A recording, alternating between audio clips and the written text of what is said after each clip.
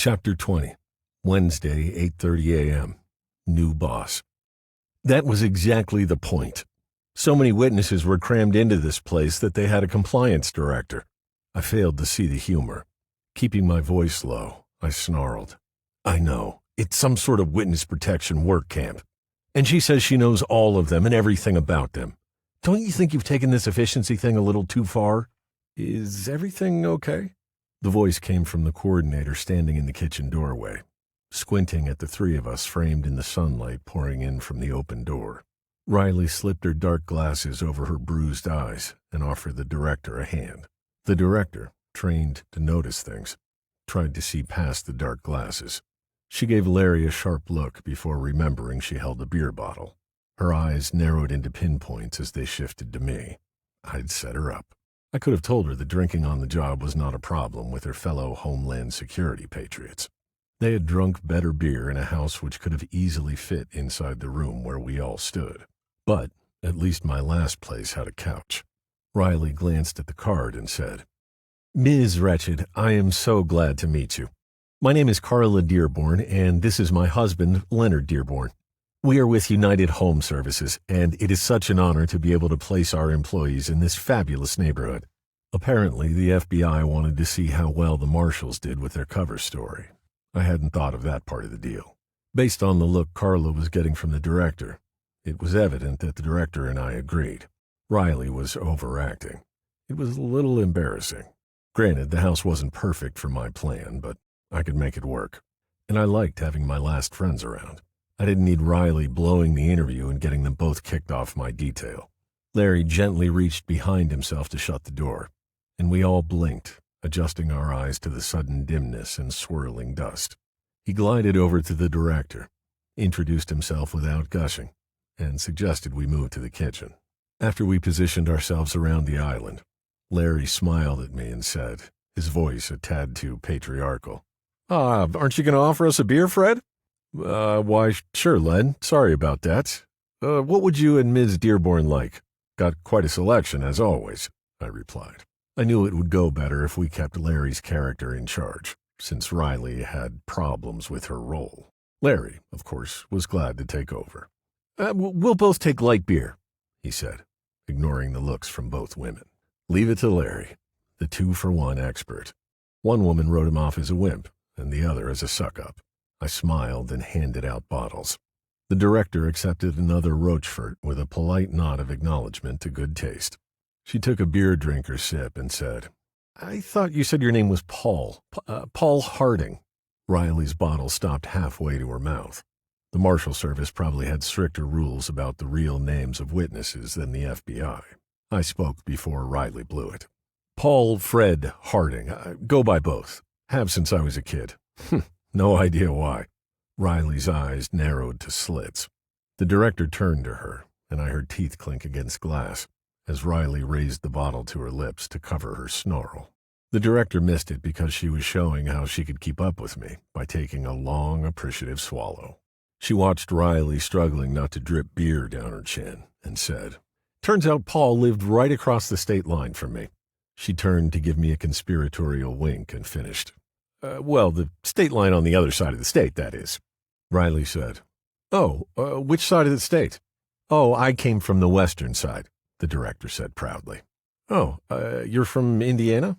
Riley asked, sounding relieved that we were talking solid witness protection territory. The coordinator's eyes narrowed, and she glanced at me. I shrugged and shook my head at Riley. No, Carla, she's from Idaho. You're thinking Ohio. Some people get them confused. Thankfully, good beer does not come in a can. Carla's knuckles whitened around the bottle. Not wanting the director to notice Riley's muscles twitched from her hand to the top of her head, I grinned my sneer at the director. Being from where she was from, she took it in stride and smiled back neighborly. I was nailing this interview. I said, I'll bet you get that a lot from people on the East Coast, don't you? The director allowed that she did, and she and I drained our bottles. Rolling his eyes, Larry decided to hell with it, and went for a dark ale with the director. Riley mumbled something about driving, declined, and managed to sip a teaspoon of beer without breaking her teeth or dribbling. Trying to up her game, Riley asked, Ms. Wretched, did you say the western part of Idaho? That's a beautiful part of the country. What part? Oh, you probably never heard of it. Coquilala, born and raised, right above Coeur d'Alene. Ever been there? Riley looked up at the gleaming copper pots above us as though searching for a revelation. I wouldn't have been surprised if she had put a finger to her lips. It was almost embarrassing. Finally, she gave a slight cough and said, maybe. I've been to Coeur d'Alene a time or two. On vacation, she added hastily and unnecessarily. I seriously doubted that Riley vacationed in that part of the country on business. Larry had once told me that there are more federal fugitives per square mile around Coquilala and Coeur d'Alene than anywhere else. Finding them among their friends, family, and fellow militia was hard, dangerous work. Riley put her unfinished beer down on the counter, casually resting her hand on the back of her hip, close to her hidden holster.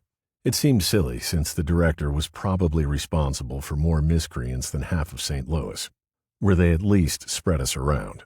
Larry tried some small talk to get things back on track. Conversation faded to silence.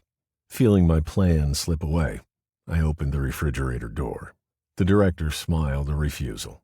Riley glared at Larry the same way his ex-wives probably did, and Larry, staying in character, reluctantly shook his head no. The director decided it was time to get down to business. Okay, I stopped by because the lawn was supposed to be mowed 2 days ago. Now, I'm sorry, but you folks signed the agreement that all of our service contractors signed, so you know the rules. You are responsible for keeping to the community schedule. The director gave me an apologetic look and said, Sorry, boy, but I have to give you the ticket. That's the way it works. Let me guess, your bosses, she said, nodding at Len and Carla. Probably didn't go over it with you. Bet you it's in that envelope you keep trying to look at. A ticket? A ticket to where, I wondered, glaring at Riley and Larry. Since it isn't your fault, I'll give you a warning ticket if you promise to get it done tomorrow. Can you do that? I'll stop by tomorrow, and we can discuss another little project that this property has neglected, okay? All I could do was nod. Good. Now show me some ID so I can write the ticket. Len said, Excuse me? Why does the HOA have to see ID? The coordinator frowned. Mr. Dearborn, you really need to read the agreement you signed. You can download it again from our website. She turned to me. Paul, okay if I just call you by the name you introduced yourself as? Good. It would be best if you got a copy yourself.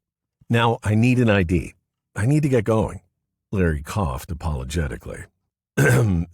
Ms. Wretched? Every HOA we do business with gives the tickets to the HOA members, not people employed by them. But I'll be happy to accept the ticket. She frowned. Yes, Mr. Dearborn, most HOA organizations do give tickets to their members, but this is Cottonwood and we would never do that. Also, not all of us live here year-round. I do, of course, because of my responsibilities as the Director of Compliance. I believe in service to my country. I'm not talking about a silly HOA ticket. She reached into a pocket and brought out the badge she had flashed at me. Again, she flipped it out with a practiced motion of a professional. I am a Cottonwood Auxiliary Police Officer, and this is a warning ticket for violating municipality regulations. I gaped at her. You can give me a ticket for not mowing a lawn that isn't mine? Yes, Paul, I can. That is why Cottonwood is considered a model for HOAs across the country. Our members can leave anytime they want, stay in their other residences as long as they want, and never worry about their properties being maintained at a high standard. ID? I finally got it. The Marshal Service was farming out witness labor. Instead of picking cotton, I would be mowing lawns and probably the golf course. I shrugged. It could be a lot worse. And I wasn't going to be around long enough for it to matter. Stalling for time, I patted my pants pocket, feeling for a wallet. Larry came to my rescue because Riley's jaw was clamped so tight it couldn't be opened with a pry bar. Fred, you left your backpack in the car last night. I took it inside the motel. Maybe your wallet is in it. We can bring it by in the morning. Will that be okay, Ms. Wretched?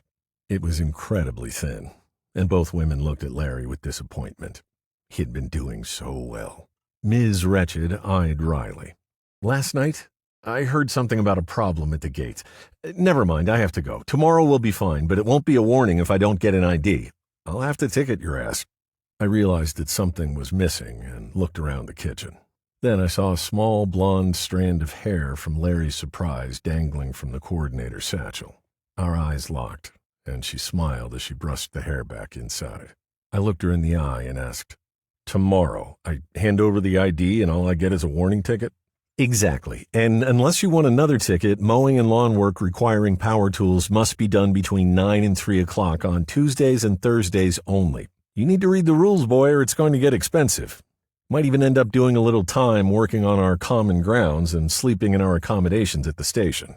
Trust me, you don't want that." I walked her to the front door and watched until she was on the sidewalk.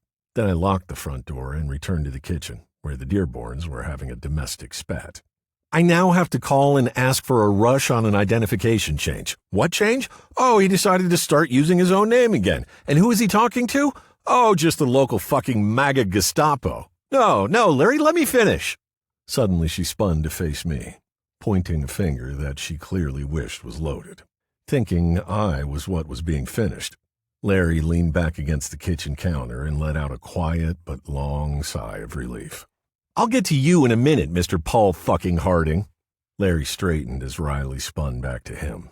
"You know, Larry, 2 days ago I had a job. I had a career. Maybe it wasn't going exactly where I wanted, but it wasn't fucking dead. Witness fucking protection, right. I'll be transporting prisoners in Alaska for the rest of my life. No, they'd never trust me up there. Probably Rhode Island, where they have like 10 fucking prisoners all about 80 fucking years old. If I'm lucky. Another day with this asshole," she said, gesturing unnecessarily at me. "And the only question I'll be asking is, do you want fries with that?" She fumbled in her pocket and walked out onto the side patio. I watched as she lit a cigarette, folded her arms, and watched the wealthy on the tee box behind the house. Larry watched her for a moment before looking at me as though seeing me for the first time. "Paul, you honestly don't know what an HOA is? A homeowners association? Come on, man." I shook my head. "First of all, Len, I think you should call me Fred, since that is what he called me before." Okay. Larry, Len, whatever. I've never owned a house. I grew up in a double wide outside Rock Springs, Wyoming. Gabriella and I lived in apartments. The first house I ever lived in was the one you put me in after the hospital, and I never heard a goddamn thing about any HOA. I have no idea what that even fucking means." Shaking his head, Larry hiked to the refrigerator and carefully selected a bottle from the 3 local versions of dark ale. I did the same before following him to the back deck, overlooking the same tee box Riley was looking at while ruining her lungs. Standing in free air from secondhand smoke, Larry told me how he once owned a home with his first wife in a neighborhood with an HOA. In disbelief, I listened as he told me the tale of painting outside window shutters without approval with an unapproved color. That was just the warm-up. HOAs are a fact of life for the WITSEC. By the time he finished telling stories, we had made another run to the refrigerator for more ale, and Riley had driven away in the SUV without saying goodbye.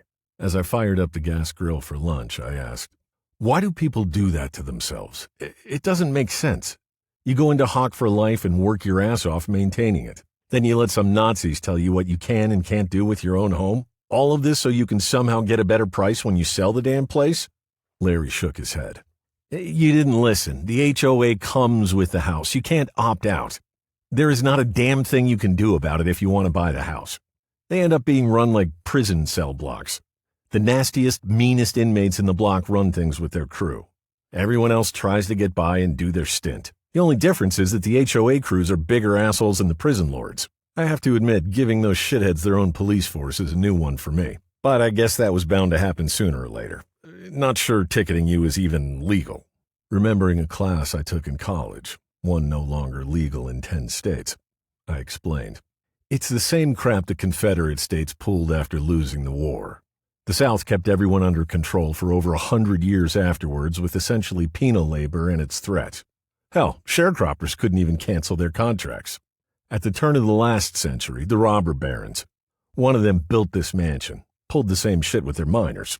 Colorado National Guard massacred men, women, and kids for Rockefeller just south of here at Ludlow when the coal miners had the balls to strike. Guess it will always suck to be on the bottom of the food chain."